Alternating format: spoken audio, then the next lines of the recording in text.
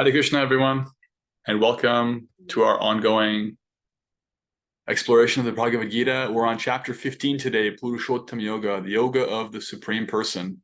We're almost there. These last few chapters go pretty quickly.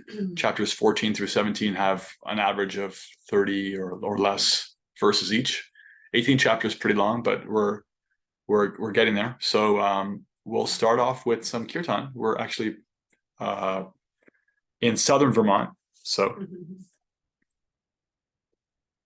Robin's in the Bhakti house. Jai. Oh, and Steve's there too. Yeah. Just in the musician's audio on. Yeah. I'm in the corner. Hi, sweet souls. Okay, let's set up for a short kirtan. So come into your comfortable seat. Oh, Melanie just joined. Let them in.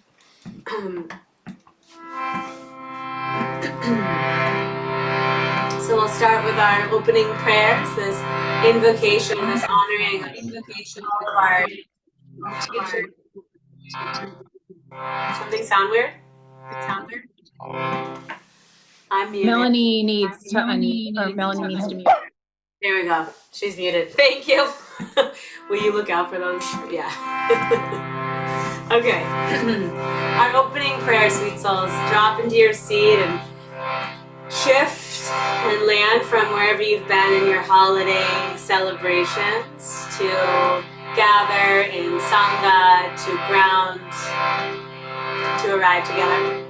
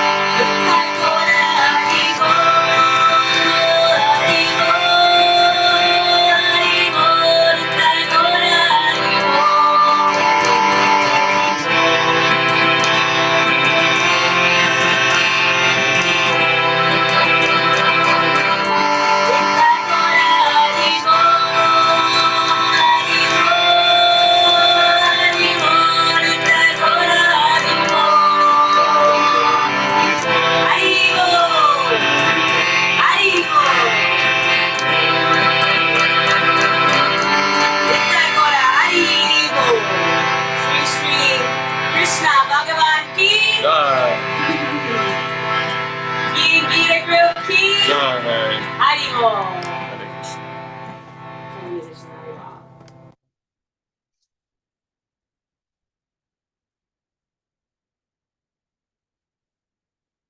Jnanatimirandhasya Jnananjana Shalakaya Chakshurunmilitam Yena Tasmai Shri Gurave Namaha.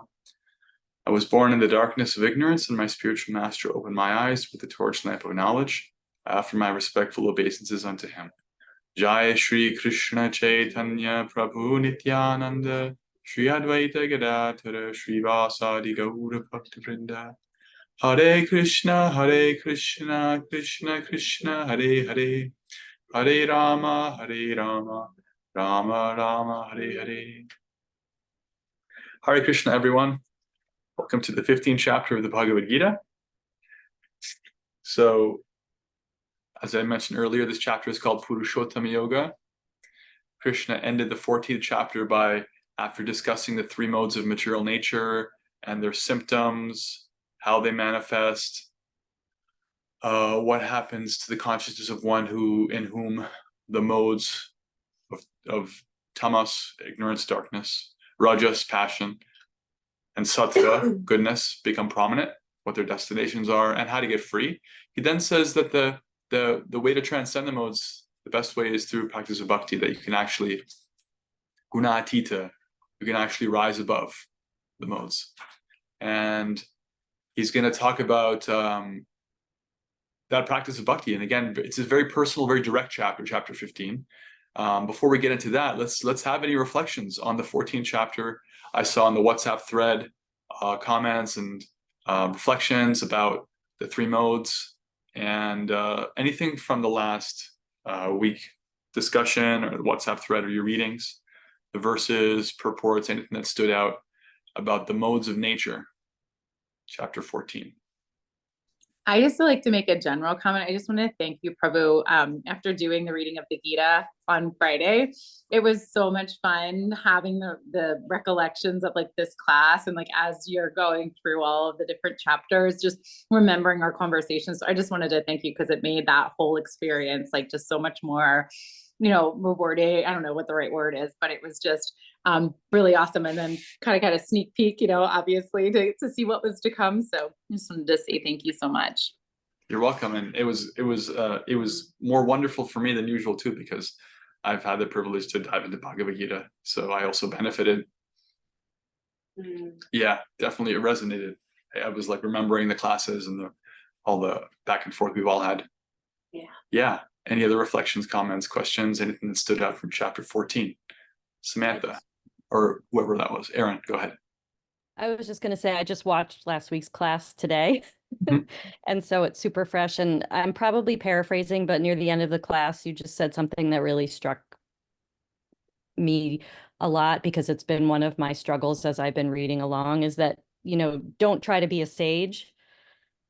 Just do your best, and that's enough. And I know it ties back to the yoga ladder and lots of other things. And but I just really appreciate that reminder, because I feel like so often we're reading and it's like these idealistic, highest level things that we could be aspiring to. But at the end of the day, just be you and do your best and do what feels authentic. And so I really appreciated that. Great. Yeah, that was probably in the context of our talking about our our culture of trying to cultivate the mode of goodness, that there's a lot of details around how to live in the mode of goodness and speak in the mode of goodness and eat and drink and move and sleep. And because it's a process of material refinement, it's our capacity is limited, and it's worth trying to do it, but we can't be perfect at it. And so in the context, I think, of that part of our discussion, we were saying like, our goal isn't to be perfect. Our goal is to be dedicated or devoted. And it comes up again and again. And at the same time, the responsibility of someone who's dedicated and devoted is to understand the path and get your hands on a map. And so, if you're not like at the finish line, or you're not, you're wherever you are, and it's good to know where you're going and have examples of that and have the symptoms of it to know if you're, veering off the road or if you're making that turn properly. But it's a journey. Can I share? You I can don't share. share. I'll just speak loudly because I'm on mute. But I was reflecting on just today about the three modes and how much we are affected, or I am affected by my environment, and not being in my space, in my home for the holidays and being around my amazingly sweet and beautiful and wonderful niece and nephews, but it's wild and it's you know, and there's like presents everywhere and all different food and things aren't cleaned up, and just noticing how that affects my mind, right? And it's a reminder and a testament to how like our external environment affects our internal environment, whether we're conscious of it or not, right? And we can't always have things perfectly clean the way that we want, but noticing how we are, or I am, affected by the people I'm around and the food that is being consumed, and like the cleanliness level of the home or wherever you are. So just really, you know, it's really pertinent to our discussion. Definitely. In the 5th chapter, there was a verse about how for one who is fixed in the supreme, they have no more duty to perform. There's all these rules and regulations about being clean and like organizing your life and like being organized and clean and all that stuff about how to live in the world is relevant for people who are still in touch with the modes of nature. Like all of us, we're all in touch with the modes of nature, so we feel that difference. And so when you shift spaces and environments, and there's like maybe like, you know, you're in someone else's house, or ever try cooking in someone else's kitchen, like you just don't know where anything is and it's harder to get in a flow. Like, yeah, so it affects us. And so we try to have a peaceful and regulated and sattvic life, because it does affect our internals. And that's what we're offering Krishna, is ultimately our internals. And at the same time, bhakti is beyond those things. So we can see with really advanced personalities like Srila Prabhupada, who in his 80s was traveling around the world. He would get on planes and off planes, and he wouldn't actually experience jet lag. You know, he was like beyond the arguments and squabbles and dramas of all of us, even though he was dealing with it for our sake. So we can see like, wow, it is possible to be beyond that when you're actually fixed on Krishna. And so in our day-to-day, when, you know, you drop the vase and there's a mess on the floor, or like there's screaming kids, or you're at the in-laws, or whatever's happening, or you're not feeling well, or you just do your best and you focus on Krishna in your heart, and he accepts it. And just having trust that there is a possibility of coming to a stage where no matter what's happening in the world outside you can actually be steady. Because Bhagavad Gita has been talking about that from the very beginning. And we have that example in the lives of great saintly persons of every tradition, that they often just go through so much chaos and drama because it's Krishna showing us this is how you can deal with it if you're actually fixed on me, because they just even kill. Because there's going to be that, you know, you can't actually control the external world perfectly, but you can try to do something. Thank you. Yeah. Any more reflections on the 14th chapter? I have one quick question. I don't know that it's 14th chapter only. And yeah, thank you for everything. And Kelly, you should never come to my house. It is Christmas chaos 24/7. Get steady before you come down here. Now my question is, okay, the gunas are different from the threefold miseries. Yeah, the gunas, the 3 modes: goodness, passion, and ignorance. That's the 3 modes, and then there's the 3 modalities of how things manifest in the world. The threefold miseries is a philosophical three different kinds of suffering in the world. The miseries, there's Sanskrit terms for them: atipautika, atiatmika, and atitaivika. Basically, it means the sufferings that come from your own body and mind, the sufferings that come from the other living entities around you, and sufferings that come from natural causes, whether things that aren't your body or the other people. So there's just like 3 different ways in which one can never quite be comfortable in this world. But yeah, it's a different angle. They're not the same thing. Okay, I got you now. I was getting myself confused. I'm not ready to be a teacher because I was trying to explain this to my dad about the 3 miseries, and I'm like, there's goodness. I'm like, wait, that doesn't sound right. So those are 2 different things. So the 3 modes of nature and the 3, what were the other ones called?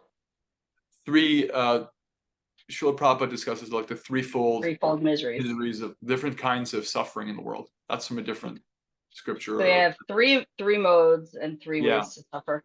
Got it. Okay. You can thank say you. that in when you're in the material world, you're going to suffer anyway, which is kind of the point. And you're gonna suffer according to the modes of nature. So just like in a prison, you can have like isolation in darkness, and there's rats, and you're chained up, you're not fed properly, or you can have like standard regulation prison cell, or you can have a luxury cell, right, with like down pillows and I don't know, room service, but it's still a prison, you know. But you can have different experiences of that prison. So that's like living in a war zone, or living like lower middle class somewhere, or living like very healthy and wealthy.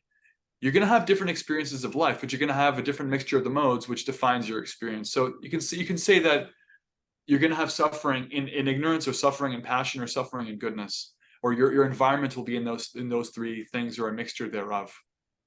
But within that, there are different kinds of experiences: suffering from my own body, suffering from the bodies of others. As someone cuts me off in traffic, or I get in an argument, or bacteria, viruses, or like the weather or the world. So different angles on the world reality. Thank you. Anything else before we get into the 15th chapter? Okie dokie. So Purushottam Yoga, the yoga of the Supreme Person. Once again, after concluding chapter 14 and bringing it back to him, how to transcend the modes through connection to him, Krishna is going to have a very direct chapter. It's a short chapter. It's tied for the shortest chapter in the Bhagavad Gita, only 20 verses. And at the beginning of this chapter, Krishna gives an analogy, an elaborate analogy about a tree. Anyone ever heard of a banyan tree? Yeah, banyan trees are beautiful. You can find them in Hawaii. They're also native to India. They're those trees with many, many, many roots. And then the branches kind of like arc back down and become roots again. Very beautiful. You can look them up. He talks about the world as like a banyan tree. In the first verse, he says, "It is said there is an imperishable banyan tree that has its roots upward and its branches down, and whose leaves are the Vedic hymns. One who knows this tree is a knower of the Vedas." So he's talking about an upside down tree. The roots are up, the branches are down. Excuse me. And he's going to use this analogy of an upside down tree to explain what the world is like. He says, verse 2, "The branches of this tree extend downward and upward, nourished by the three modes of material nature. The twigs are the objects of the senses. This tree also has roots going down. These are bound to the fruit of actions of human society." So if you think about like a tree with its roots upward and its branches down, we don't really have any experience of that, right? That doesn't really happen, except in one place. There's one place you can see a tree with its roots upward and its branches down. Where is that? Can you think of it? In the reflection? In a reflection. In a reflection. If you're by a body of water, you'll see a reflection. It's not actually a tree. It's a reflection of a real tree. There has to be a tree in the shore and a body of water, and you'll see that tree reflected downward. And then the reflection that the roots are at the top and the branches are down. So Krishna is presenting this material world as a reflection of the spiritual world. And the root is going upward to that spiritual world. That's where it's all coming from. It's coming from him. It's coming from that spiritual nature. It's coming from that ultimate reservoir of all energies, spiritual and material. But it's a reflection. That's why it's insubstantial. You can't climb the tree in the water. You can't climb that reflected tree. You can't get the fruit off of it. It doesn't work. So in the third and fourth verse, Krishna gives us what our attitude to the tree should be. And I'll read the verse to you, and I'll share it as well.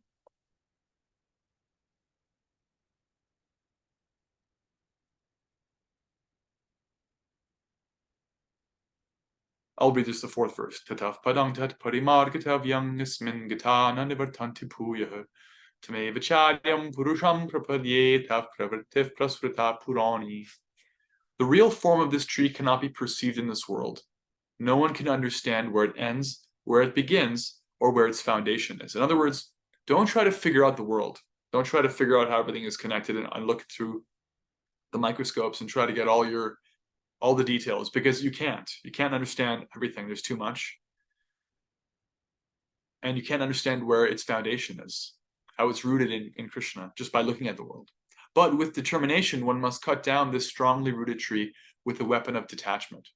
I'll pause there. So what this means is not rejecting the world, but rejecting our intimate association with it. Detachment means understanding that it's coming from a source. Like, just like if you're at a shore and you're looking at a reflection of a tree, you don't think about interacting with that reflection because you know that the real tree is there. It's an image, it's a projection. So he says that the weapon of detachment, just like you have an axe that cuts down a tree. So he says the axe of cutting down this tree is the axe, the weapon of detachment, not being entangled with it, not trying to explore it, not trying to figure out where it ends or where it begins, because it's imperishable, means it doesn't have a beginning or an end. It doesn't end. It doesn't have any lack of detail. You'll go on forever. Don't try to figure it out, but cut down your attachment to it. And then, this is thereafter, continuing with the translation, thereafter, one must seek that place from which, having gone, one never returns. And there surrender to that Supreme Personality of Godhead, from whom everything began, and from whom everything has extended since time immemorial. So just like the tree in the pond, its root is in the real tree. Its root is in that little tiny point of the water where you see the reflection start. And there's an origin to that tree. So instead of trying to explore the tree and be attached to it and try to find the most comfortable corner of it and make it yours and make a little nest, cut down your attachment to it and seek out that Supreme Person, that root of reality. That's the root of the source of everything, including the material world, and surrender there. The word he uses is prapadya. Prapadya means surrender, submission. In this context, it's basically synonymous with bhakti. Prapadya. To take shelter, that's one of the translations of prapadya, to surrender or take shelter, right? Approach to take shelter. Yeah, it's a very deep word. So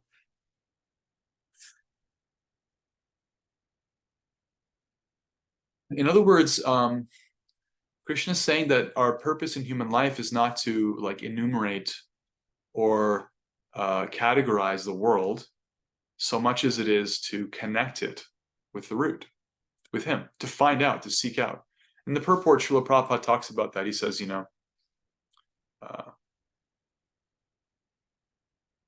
gives the example that you can understand, I am the son or daughter of this person. They came from that person, those people, which came from these people. So you can trace out your family tree.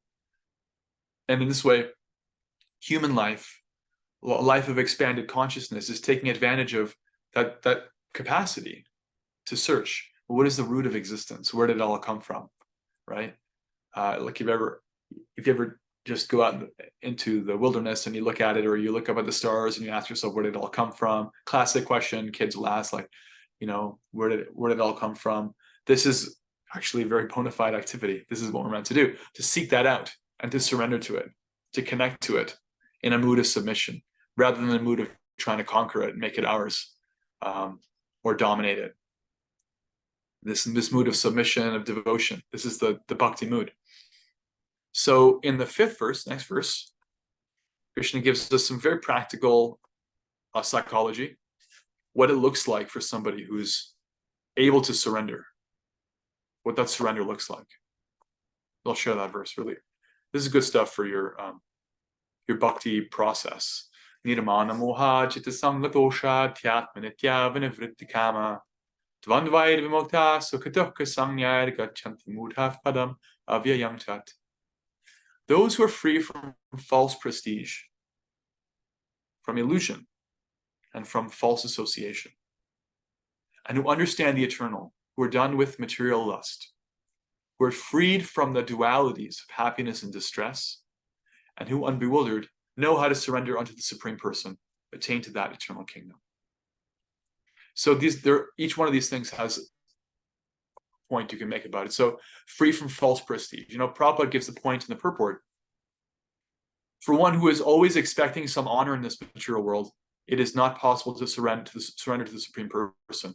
Pride is due to illusion. For although one comes here, stays for a brief time, and then goes away, He has the foolish notion that he is the Lord of the world. He thus makes all things complicated, and he's always in trouble. The whole world moves under this impression. This is false prestige. To think you're the center of the universe is false prestige, because we're not. Prabhupada deconstructs that. Like, we're here for a brief time. We don't know everything, but we take it in our mind that as a default status, a setting, our status is that we look at the world, that we're the center of it. That's false prestige. When you're free from that false prestige, you become more and more qualified to surrender, right? Freedom from illusion. So Prabhupada talks about all these things in the purport. Freedom from illusion means understanding we're not our body. We're not our designations. Freedom from false association. Understanding the eternal, understanding spiritual. Being done with material lust. Again, lust in this context means selfish, hankering desire for something separate from spiritual existence. Something for ourselves in a separatist way. It's a more broad definition of lust. It's actually just from the Sanskrit word kama.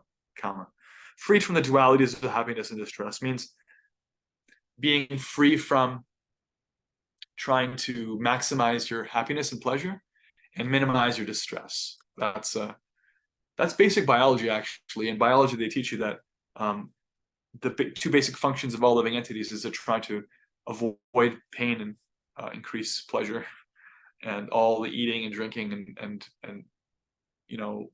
seeking shelter and everything that they do is in search of these two things, these dualities, being free from these dualities. So these are all different qualifications of surrender. The more one has these kinds of things, the more they can surrender. And I recommend this purport 15.5 as a good place to hear an elaboration on these points from Srila Prabhupada. So continuing, now Krishna starts to talk about the spiritual world and the material world. In the 6th verse, he says that supreme abode of mind, because he says in the 5th verse, these people who are freed from false illusion can attain to the supreme person and attain to the eternal kingdom, i.e. the spiritual world. Now that spiritual world is described in verse 6. That supreme abode of mind is not illumined by the sun or moon, nor by fire or electricity. Those who reach it never return to this material world. He's describing it through negation. He's not describing it directly, that it's not like what you know here. It's not requiring a sun. It's not requiring a moon. There aren't phases of night and day. Fire and electricity are not needed. And there's no coming and going here in this world. All of our situations, including our current bodily situation, is a situation of coming and going. But it's not the case there. It's a stable situation. One doesn't have to return to the material world. And then he talks about our experience in the material world for several verses. Verse 7, he says, the living entities in this conditioned world are my eternal fragmental parts. Due to conditioned life, they are struggling very hard with the 6 senses, which include the mind. So he's claiming all of us. He's saying that you belong to me. Everyone belongs to me. They're eternal, but they're fragmental. It means they're little bits, like little drops from the ocean or little sparks from the fire. And it's because of our conditioned existence that we're struggling very hard. And then he talks about the principle of samsara, coming and going. Verse 8, the living entity in the material world carries their different conceptions of life from one body to another, as the air carries aromas. Thus they take one kind of body and again quit it to take another. The living entity taking another gross body obtains a certain type. Gross here means like you can experience it through the senses. The gross body means like this body you can see. Subtle body means the mind and intelligence that you can't see but is also there. They obtain a certain type of ear, eye, tongue, nose, and sense of touch, which are grouped about the mind. They thus enjoy a particular set of sense objects. So here the analogy is like, if you have air, wind, and it blows over like a prairie with like fragrant flowers, when that wind comes to you, you'll smell the flowers, right? Picks up that smell. And if it changes direction and it comes at you from a different direction and it's blowing from the dumpsters, you'll smell the garbage.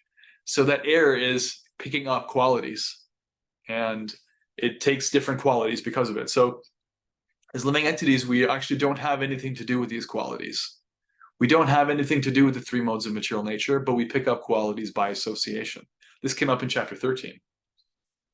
By association, we come and go, we go through life in different ways. So this transmigration process, different bodies, different experiences, we take on different qualities by previous association. And that defines our body and our experience of the senses. Then he goes on, verse 10, the foolish cannot understand how a living entity can quit their body, nor can they understand what kind of body they enjoy under the spell of the modes of nature. But one whose eyes are trained in knowledge can see all this. So it's not automatic that just because this is going on, we can see it. We can't, just by looking at someone's or our own material existence, we can't understand that we're passing through. It takes a little bit of context. Like children don't get that. They get some context. Similarly, as we develop in spiritual knowledge, we see that we're passing through, and we came into this life with a trajectory, we leave it with a trajectory, and in between, for coming back to material bodies, there is a continuing of the trajectory. And so by cultivation of spiritual knowledge, we can understand that and see it. And without that practice of spiritual practice, it's not automatic. We don't actually just understand that because we're dominated by the pushings of the body and the mind, which is conditioned in the meantime. So we would just go with that flow, just like animals are conditioned by their, time to mate, time to eat, time to sleep. They don't really have the opportunity to pause and think, wait a minute, like, why do I keep chasing the roadrunner? But Wile E. Coyote's just got to do it. He can't help it. That's what makes him a coyote. And the cycle goes on. But humans can step outside that and ask the questions and understand that we're passing through. So Krishna is talking to human-bodied souls that we can do this. We can inquire. The endeavoring transcendentalists who are situated in self-realization can see all this clearly, but those whose minds are not developed and who are not situated in self-realization cannot see what is taking place, though they may try. Okay, so he's talked about so far in this chapter, the world is like a tree reflected in the water. That instead of getting lost in that reflection and all those branches and twigs, it's endless. Go to the root and surrender to that. Surrender to me. Surrender to that source. He gave some symptoms or qualities of one who can surrender. And he's talked about the spiritual and now a lot about the material, how we're struggling in this world. Although we're connected to him, we're struggling because we're pushed around by our senses. And then there's this process of transmigration. And now he's going to talk about himself a little bit. Actually, I'll just pause here. This is a good pause point, verse 12. And we'll take any comments, questions, and reflections on anything that came out so far. And then it goes into a little bit of a different direction for the last 9 or so verses. And I think we'll finish it. But how are you feeling? How does that sit with you? Anything that stood out or you want to ask about or seemed interesting that you took notes on so far? Can you do another, I liked how you just did that summary. I'm having trouble, it kind of moves around a lot here. I'm having trouble understanding, the flow of where, that theme, because a lot of them, the last modes of material nature were it was really easy to follow. This is kind of jumping around. So I don't know if you can maybe take that summary through again. Sure. So the end of the chapter 14, Krishna having talked about the modes, he says, but if you surrender to me, practice bhakti, you transcend them. So this chapter starts on that note. And so he talks about the material world to lead up to this thing of this is how you surrender, because that's where he left off in the 14th chapter. So the first 5 verses are about that. They're about the world. And he uses this analogy, but the world is like a tree reflected. And don't get lost in that maze. Don't get lost in all those details. Find the root and surrender. That's bhakti. And then that's 2, 3, and 4. Verse 5, he talks about the qualities of one who can surrender, what is conducive to surrender.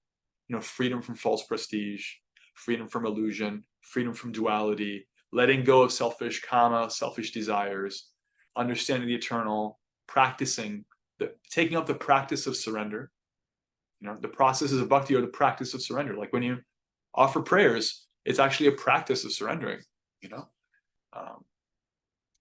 when you read Bhagavad Gita, it's practicing surrender. We chant Hare Krishna and hear it. It's practicing. It's surrender in motion, in practice, in action. So having done that, he claims all living entities as his.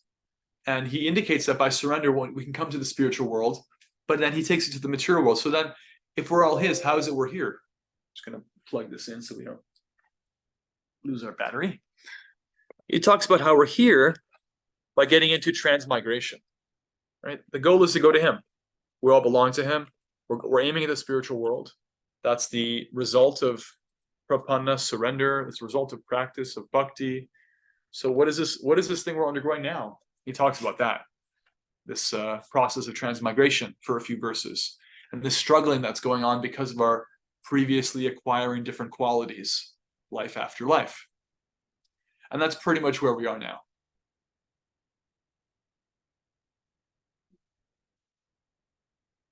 Yeah, there's always like a very clear flow to every chapter. I say very clear because Krishna always has a plan. Nothing is, I've never experienced anything in Bhagavad Gita to be random. Everything is very intentional. Even Prabhupada's purports, every word is very intentionally chosen. But it's by reading them over and over again and practicing bhakti that the clarity becomes evident. Like I've studied Bhagavad Gita, I've had like such amazing association that has elaborated how this flow is happening. But it wouldn't just be obvious right away. Just like the process of transmigration isn't obvious right away. It becomes clear. Like when you're in a dark place, your eyes adjust. You pick up the details. So that's happening. Good question.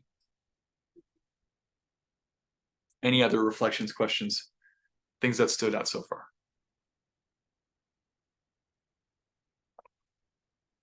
It's okay if you don't. We'll just continue. Okay. So, yeah. I liked how you said not to reject the world, but to reject our intimate attachment to it. Yeah. So it's not just like to reject everything in the material world and throw. I've realized that none of this is real, right? This is a perverse reflection of the spiritual world, but not to just, become like denounce from it, renounce from it rather, but to renounce thinking that is your intimate, that's like your. Yeah, renouncing the enjoying spirit. Yeah. Renouncing the selfish, renouncing having us be the main actor, the central character in the movie of the world. Right. Yeah. I mean, if Srila Prabhupada or the great saints of history had taken a very selfish perspective, a very like hardline stance of like none of it matters, then we wouldn't be getting these messages from them. We wouldn't be reading Bhagavad Gita. We wouldn't have received the help of this saint or that prophet, or because we're all in the world and they come back for us. Mm-hmm. So obviously it has some merit. But all of their coming back and all their activities, their humans, saintly beings, is in relationship to the Supreme. It's how to reclaim people, how to spread spiritual knowledge, how to exemplify spiritual culture, establish practices, leave something behind, things like that. Those are all very, very relevant activities. Okay, so continuing. So having talked about transmigration, Krishna takes the center stage. He talks about himself now. Just like in the 10th chapter, he says, I'm like, of all the seasons, I'm the spring. Of all the beasts or animals, I'm the lion. So like that, he does it here a little bit. He says in verse 12, the splendor of the sun, which dissipates the darkness of this whole world, comes from me. And the splendor of the moon and the splendor of fire are also from me. So just like you said, Kelly, like we're in the world, we don't cut it off completely. We try to connect it back to the root. So when you see the splendor of the sun, you connect it to him because he's saying it comes from me, right? The sun is pretty impressive. This actually came up literally in the 10th chapter. He says, I'm of all radiant things, I'm the sun, because it's an amazing thing. So we don't reject the sun, we just reconnect it. So verse 13, I enter into each planet, and by my energy they stay in orbit. I become the moon and thereby supply the juice of life to all vegetables. I am the fire of digestion in the bodies of all living entities. And I join with the air of life outgoing and incoming to digest the 4 kinds of food stuff. And then in verse 15, a very beautiful verse, I'll share the Sanskrit with you. He changes meter, which is always an indication of a change in tone. Just for one verse, he changes meter to this meter. He says, Sarvasya chaham hridisannivishto mattas mritirjnanam apohanam cha vedaishcha sarvairaham eva vedyo vedanta krudveda vedeva chaham. So he's saying, in the world, I'm the source of the sun. I'm the source of the moon. I am seated in everyone's heart, he says here, and from me come remembrance, knowledge, and forgetfulness. By all the Vedas, I am to be known. Indeed, I'm the compiler of Vedanta, and I am the knower of the Vedas. So in chapter 14, we talked about things in 3 different divisions, right? Here's another example of 3 different divisions: remembrance, knowledge, and forgetfulness. Forgetfulness is ignorance. Knowledge, like getting knowledge, is passion. Remembrance, maintaining the knowledge you have, it's goodness. So Krishna is saying, I'm seated in everyone's heart, and from me comes that knowledge, forgetfulness, and remembrance. So like when you have serendipity, when you're looking for a word, you can't find it. When you're guided from within, you have some inspiration. When you have the voice of conscience speak up, that part of you that receives prayers, he's identifying, this is me, I'm that. So just like I'm the source of the sun and moon, I'm also that little corner of your heart. I'm seated there. And this is a very sweet verse for us, because it means we're carrying him with us, and he's carrying us. And to mark that, he actually changes the meter of the verse. Very sweet. And then he continues.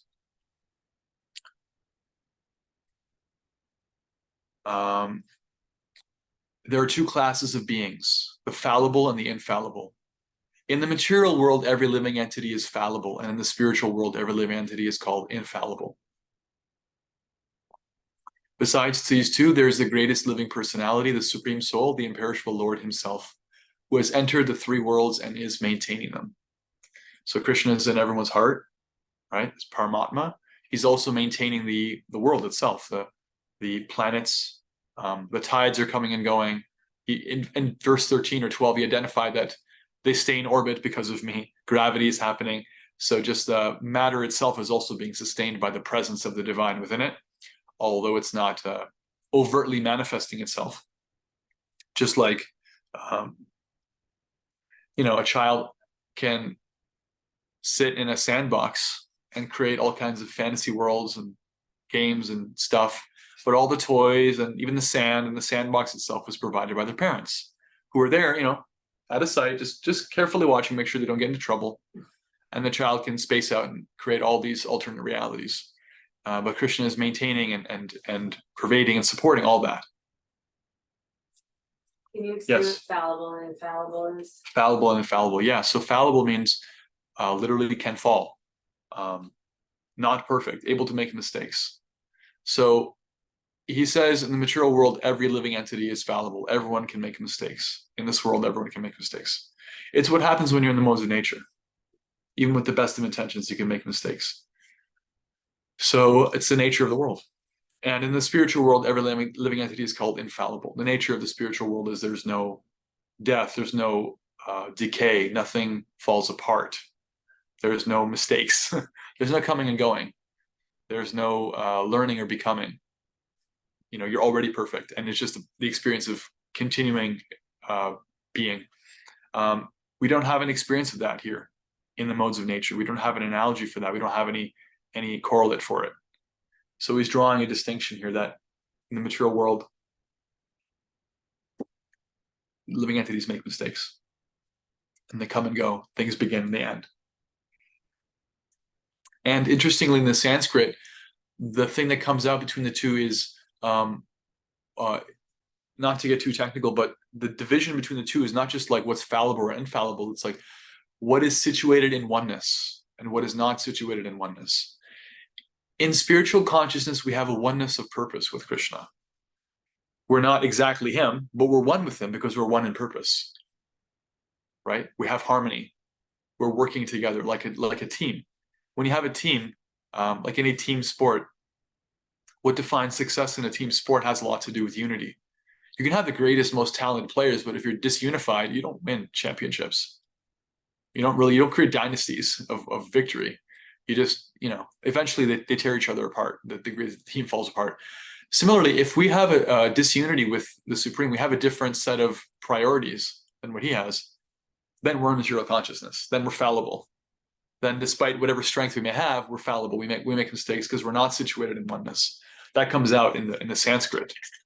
Kuta sta, it's there in the word for word, situated in oneness. So little detail there. Continuing, in verse 18, Krishna says, because I am transcendental beyond both the fallible and the infallible, and because I am the greatest, I am celebrated both in the world and in the Vedas. Vedas means scripture, as that supreme person. This is a very bold statement. This is like the original Muhammad Ali, I'm the greatest speech. Krishna is saying, I am beyond both those who are fallible and those who are infallible. I am actually the greatest. I'm the supreme. And that's the title of this chapter, Purushottama. Purusha means person. Purusha means person, distinct person. And Uttama means supreme, the supreme person. He's beyond all of us here in the material world and all of his parts and parcels in the spiritual world. He is actually the supreme, the Purushottama. Because I am transcendental, verse 19, whoever knows me as the supreme personality of Godhead, whoever knows me as the supreme person, without doubting, is the knower of everything. He therefore engages himself in full devotional service to me, O Arjuna. In other words, again, this came up earlier, that the symptom of actually knowing that Krishna is the supreme person is you do something about it. It's not an intellectual knowing. We can know that Krishna is presenting himself as a supreme person, that's the message of Bhagavad Gita. Intellectually, we can know that. All of us know that. It's part of the takeaway content of this class pretty much every week. However, really knowing it in your heart, experiencing the truth of it, means we're motivated to do something about it. When we experience that Krishna is actually the greatest supreme person, then we're motivated to align ourselves with him purposefully and act according to that in devotional service, in bhakti. And that spontaneous desire to act in bhakti is a symptom of our actually advancing. So whoever knows this about him, they become devotees. Verse 20, last verse, this is the most confidential part of the Vedic scriptures. In other words, this knowledge of the supreme person is the most confidential part of scripture. And it is disclosed now by me. Whoever understands this will become wise, and his endeavors will know perfection. You see, spiritual texts, scripture, they have a lot of different purposes. At any given time, the majority of people, first of all, the majority of living entities on the planet are not human. But within all of those, only humans can really inquire and do something about their position, their situation. Of them, at any given time, most of them are not interested. They're interested in creating a comfortable situation for themselves. And so scripture has to accommodate everybody. So you'll find that spiritual texts are at different levels. Some spiritual texts in every tradition, this is not just like this tradition is better than that tradition. Within any tradition, you'll find some aspects are like, okay, aimed at those who just want to be comfortable in the world. Okay, if you want to be comfortable in the world, be moral, be truthful, be this, be that, have good karma, and you'll have like a better situation for yourself in this life and or certainly in the next. And much of scripture deals with that. It doesn't have to do with going back to God. It doesn't have to do with bhakti. It has to do with being comfortable. However, it's creating sattvic lifestyles. It's creating faith in spiritual practice. It's creating faith in spiritual people. One who follows that will get those benefits. Indirectly, they'll come closer and closer to the Supreme. And when they're ready to, they can surrender more. So the most confidential, the most intimate knowledge of scripture is actually, who is that Supreme? Where did we all come from? What is it, the personal nature of that? What do they look like? What do they do for fun, right? Just like it takes a lot to really get an audience with the President of the United States. You go and see them in action. But it's actually much more intimate to see them at home. Not just go to the Oval Office and have like an official state visit from the President of the United States, to go home and see how their grandchild rides them like a little horse in the dining room, what their pet names that their wife or husband calls them, what they eat, what for dessert. That's how you really know somebody. That's really knowing the president. You can't just get that. So it's very intimate. It's very confidential. They don't just give it away. You can somehow or other, if you're very hardworking, get yourself an official state visit. Like, if you win the World Series, you can see the president, right? Maybe you shake their hand. Congratulations, you won the World Series or the Super Bowl. But to get like a sit down one-on-one, like in their home with their wife or husband and their kids, like that's very intimate. So similar to scripture, Krishna doesn't just give himself away. But this is very intimate knowledge he's giving about himself. When he talks about himself as a person, he presents the activities of the spiritual world, the activities of bhakti that attract him to us. Once again, he's presenting, this is very intimate knowledge I'm giving. one who understands this, they engage with me in a relationship of bhakti, and they become perfected by that. Om Tat Sat. That's the chapter. All right. Any questions, comments, reflections? Let's take some reflections from the class. Just like the material world is a reflection of the spiritual. Let's reflect back.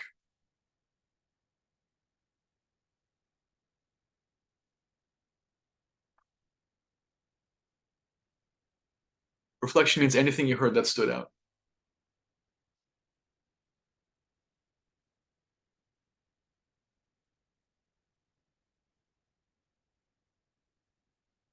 I like the distinction you made about being situated in oneness, rather thinking that we are one with God. It actually is two very different things. Right. Kelly appreciated the distinction of being situated in oneness as a oneness of purpose. Right.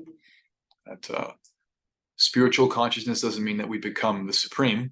That's actually a trap of the ego. The false ego is like, oh, if I'm the supreme, that's what I've always wanted ever since I was a kid. I wanted the whole world to revolve around me. Actually, I was God the whole time. Yeah, no, we're intimately connected with God. We're godly, we're divine. And our relationship is situated in oneness, means fully surrendered to that purpose, fully in union, fully in harmony with that. That's what makes us happy. That's what we really are. That's liberated. That's fully, infallible. Surrendered. Thank you. Let's get one more reflection. I want to hear something from Melanie. We have a request. To hear from She Mel. joined us late and I get to say hi. Yeah. Oh, gee, thanks. Well, thank you very much. Well, Let's see. I love the comparison of remembrance, knowledge, and forgetfulness, similar to the three gunas. I really loved that. I thought that was really so amazing. And I also really think that it's funny how we go through waves of like different levels of forgetfulness as living a human life.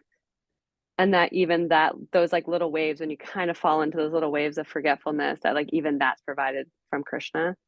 And so that's always like a really lovely reminder to hear that as like we live in this material world. And I really loved when you said on about 15:15, you said, we are carrying him and he is carrying us. That like really, that was great. Yeah. One of the ways in which Krishna presents like paradox in the Bhagavad Gita is that he says, like in the 8th chapter, that the Lord is all pervading. If something is all pervading, it means it's in everything, right? The Lord is all pervading and everything is situated on it. And he's also, so like he's within it, everything, he's also outside of everything. So like we're carrying him in our heart, but actually he's carrying us. You know, we're actually the ability to have a so-called independent existence is just an expression of his gift to us that we can exist in wherever we happen to be, in the material world, or if we choose to, in spiritual consciousness. He's maintaining that capacity, that privilege. We're resting in him. He's got the whole world in his hands, right? They taught me that in kindergarten. He's got the whole world in his hands. Mm-hmm. Krishna's basically saying, I got you. Yeah.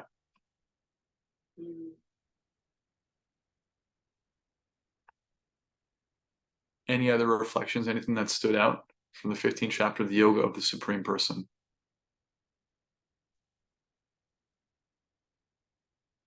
I want one more. Yeah, let's call somebody out. Let's call Leanne out. She's laughing. She knew that was coming.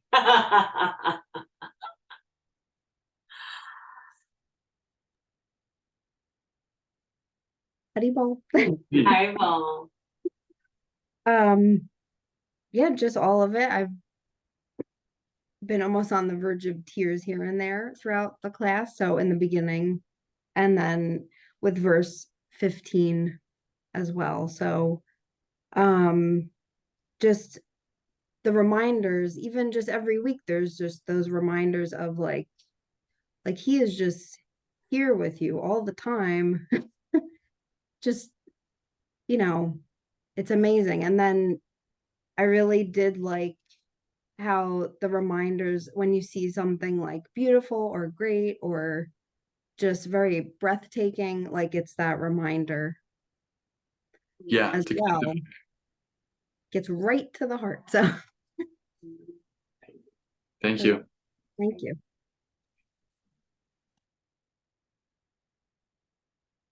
Can we ask the same uncomfortable? Sure. Who's in? Robin and Steve. Robin and Steve are in Yes. Burlington. We have a request to turn the camera to our Mahaprabhu deity. You can see I him. haven't seen him in days. Jai. Mahaprabhu ki jai. Hare Krishna. Robin, do you have anything you wanted to share? Sure.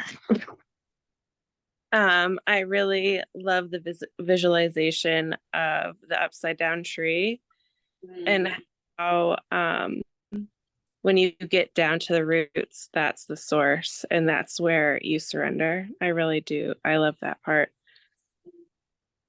Yeah. Yeah, as opposed to trying to like categorize everything and count everything and measure everything and explore every corner. He says, don't do that. Don't waste your time because it's not actually possible. It's endless. It's an endless tree, right? I mean, we can't even like, I mean, I studied chemistry once, and the number of molecules of air in every breath that you take is, it's a gigantic number. It's like 10 to the power of 40 or something. It's more than the number of seconds that a 6 billion year old universe has existed. Like it's huge. That's just the number of molecules of air in every breath. You can't count everything. You can barely count the number of hairs on my head, right?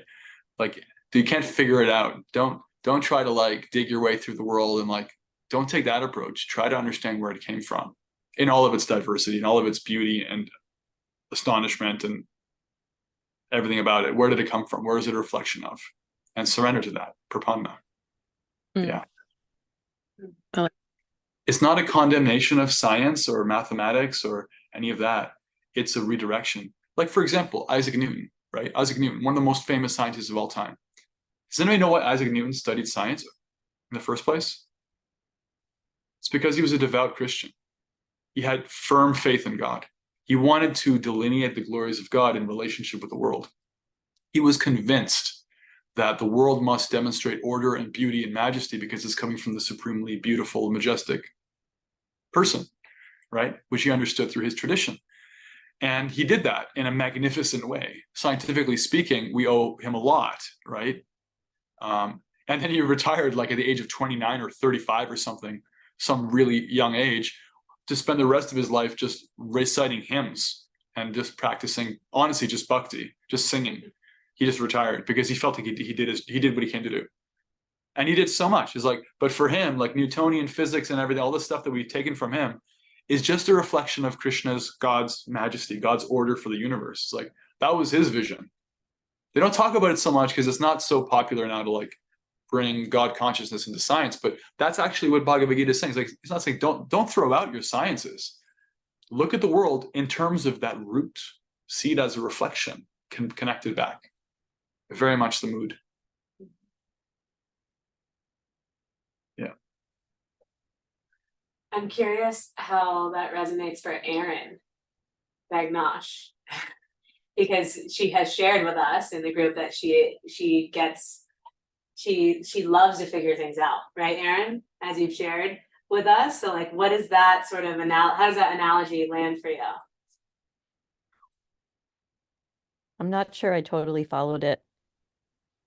Explain it again. Yeah, the analogy is like the world is like a reflection, like a tree reflected, and it's a huge, incredibly complex tree. And Krishna is saying, don't try to climb all through it and up and down and figure it out and explore every corner, count it, measure it, but find its root, find where it came from, find how it's coming from that source of everything, which he identifies as himself. And then he says, practice surrender there. In other words, the function of the intelligence isn't to figure everything out. It's to figure out what you can't figure out. It's to come to the point of recognizing where my dependence lies, where the right place to put your head down and practice submission is. Because you got to do it somewhere. You're going to surrender to your boss or your spouse or death. You got to surrender somewhere. Like we're not infinitely powerful. The function of intelligence is to determine where that place is. What is that source? What is the supreme? Not my boss, not death either. Death is also subservient to Krishna. So putting our head down there and asking for help there, surrender there, bhakti there, that's the function of intelligence. And in the meantime, we have services in the world and our intelligence is engaged. That's fine. The same Vedic scriptures that present this message are also the scriptures that talk about, like, you know, Ayurveda and biology, and like there's descriptions of microbiology and viruses and bacteria. There's so many wonderful scientific things there too, but it's all in the context of, yes, and the supreme knowledge a human can have is the knowledge of that supreme person. And that's where you surrender yourself, not at the microscope in the biology lab or whatever. Does that make sense? Use your intelligence to solve or figure out what is figure outable, like what you can, and then surrender to that which is not figure outable, which comes actually from Krishna. So therefore it's surrendering to Krishna. Like that? Yes. Simplified. Well, and that's the part to me that feels like faith, right? Like the part you can't see, you can't touch, you can't really confirm or deny. You just have to believe it. And it's, for me, it's just sort a of balance of faith and intelligence, right? Like, which am I gonna? Well, it's sort of what you have to believe it. It's not exactly that. It's you have to be ready to receive it. Yeah. Opposed to you take it for yourself. Because like I can count the number of I don't know, letters on this keyboard. I don't have to take that on. I can figure it out, right? I have it's within my capacity. But when it comes to the supreme, I can't take that. I have to receive. If he wants to present himself, if he wants to make himself known, that's his prerogative, not mine.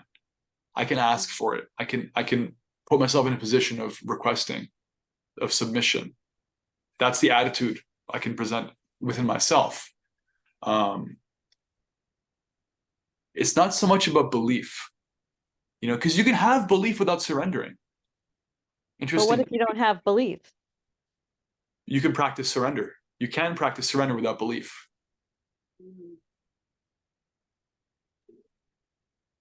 That's the word. I don't consider the word belief actually central to this question. Like belief and faith are different. Those are two different things. A belief system and having faith, those are different. Either one. I don't think it's about. I don't think it's about what you think is how you think it works. Or I believe I've signed up for this. This is my belief system, or my. It's not about that. It's like.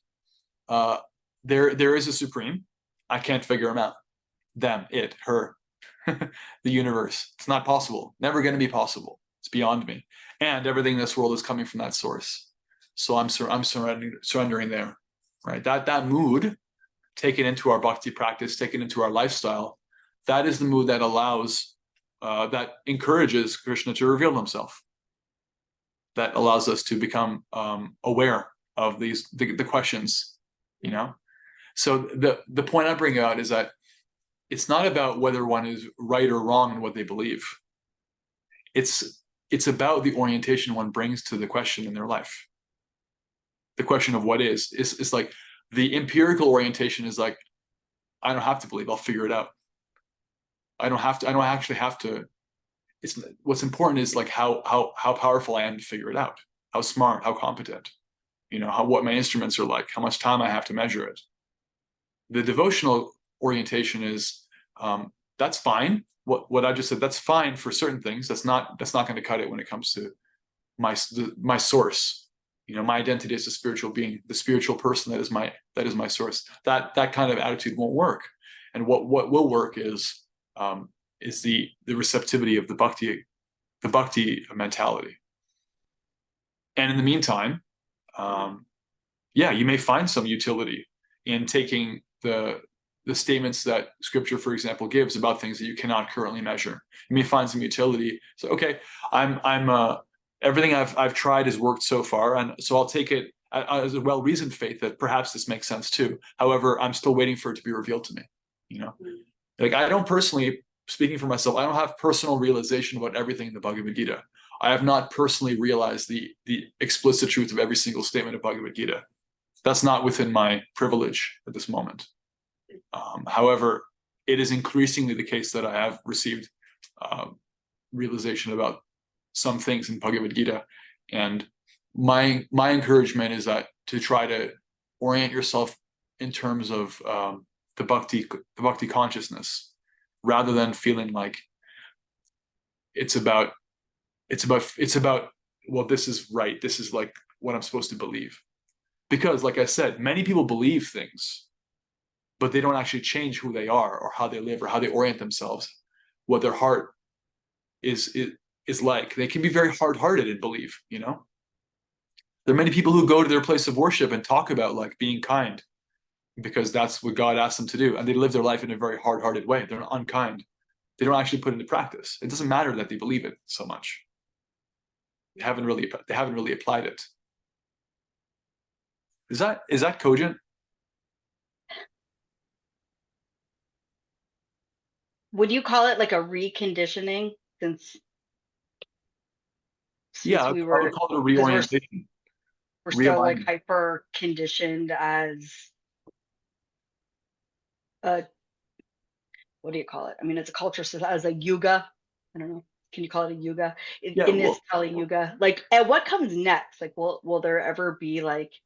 There's a game I like to play with myself. Is what if everybody were following this mentality of bhakti and the Bhagavad Gita? Like, what would humanity look like? And then,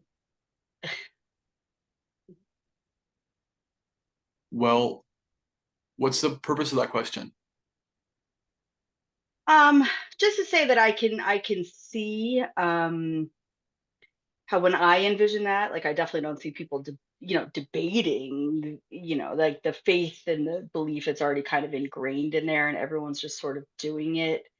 And well, I would tend to kind of like not, I personally don't think it's so helpful to imagine a world where everyone is God conscious as like an end goal, because I don't think that's really the plan. This is a place for everyone to express their free will, and there's actually an infinite number of living entities, and this is just one place out of many. This is not the entirety of all where everyone lives, this particular planet. So living entities have their karma, their trajectory, coming from any number of places. There's an infinite number of them. There's always going to be some who are oriented this way and some that are oriented that way, some that are in the middle trying to figure it out. And that's just the way it is and always has been. However, I do agree that what you said at the beginning, like it is like a reorientation. Like we're conditioned lifetime after lifetime to think in certain ways and to be very like, I am the center of the universe, that false ego that was brought up in this chapter, and to try and figure things out under our own strength as our exclusive means of achieving knowledge. And the bhakti culture Bhagavad Gita is reorienting us. Exactly. Expecting to. Yeah. Thank you. Yeah. All right. I think that's assignment. Yeah. So I think that's it for today. And so for this week, read the 15th chapter. It's just 20 verses. And I highlighted a couple of nice purports in there or verses you can read. You can read the purports to those verses, like 5 and 15 came out in the conversation we had. And leave a comment, at least one comment in the WhatsApp. Anything that stood out, that was interesting, that you're struggling with, that you're sitting with, or that you'll apply in your life, or a question you have. And we'll keep it going. All right. Thanks so much, everyone. This is our post-Christmas, December 26th Bhagavad Gita group. This is the last one for this calendar year. Chapter 16 will start into 2024. Yeah. Okay. Srimad Bhagavad Gita as it is, ki jai. Srila Prabhupada ki jai. Bhakti Sangha, Bronte Bhakti Sangha Bhagavad Gita group ki jai. Hare Krishna, Krishna Krishna, Hare Hare. Hare Rama, Hare Rama, Rama Rama, Hare Hare. Thanks everyone. See you on WhatsApp.